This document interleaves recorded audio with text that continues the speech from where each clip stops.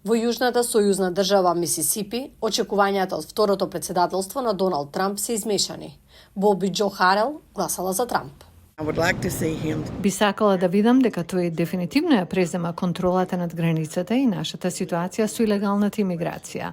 Јас сум за да му помогнам на секој што можам, особено кога се во прашање децата. Но исто така би сакала да ги видам моите деца и моите внуци да уживаат во Америка, во која јас пораснав. Трансродовото лице, њујоркчанецот Анџело Мајер, е загрижено за иднината за време на администрацијата, која изрази противење на здравствената заштита за промена на полот.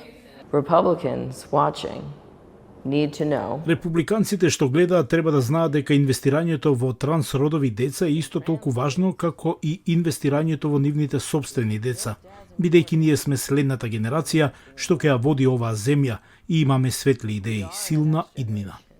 Шон Кушинг сака Трамп да се фокусира на економијата. Само држете се до предизборните ветувања и укинете ги даноците за бакшишот онака како што тој рече дека ќе го направи. Џери Хелтон во Мисисипи се согласува дека економијата е главен приоритет.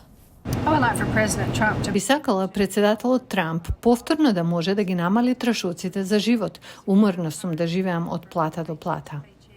Во Пенсилванија, Самира Шерфауи е загрижена за влијанието на Трамп врз незините репродуктивни и верски права. Мислам дека ги губам женските права. Мислам дека го губам правото на религија затоа што гледам дека тој сака да го истакне само христијанството.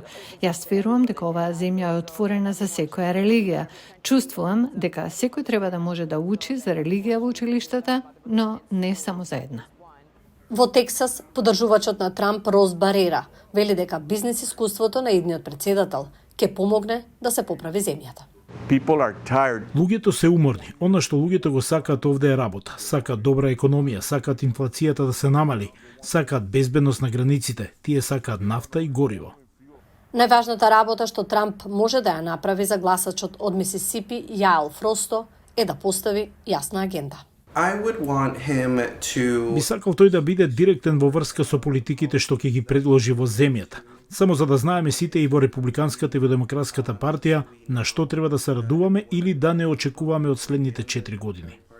Трамп ќе положи заклетва како председател во Вашингтон на 20 јануари.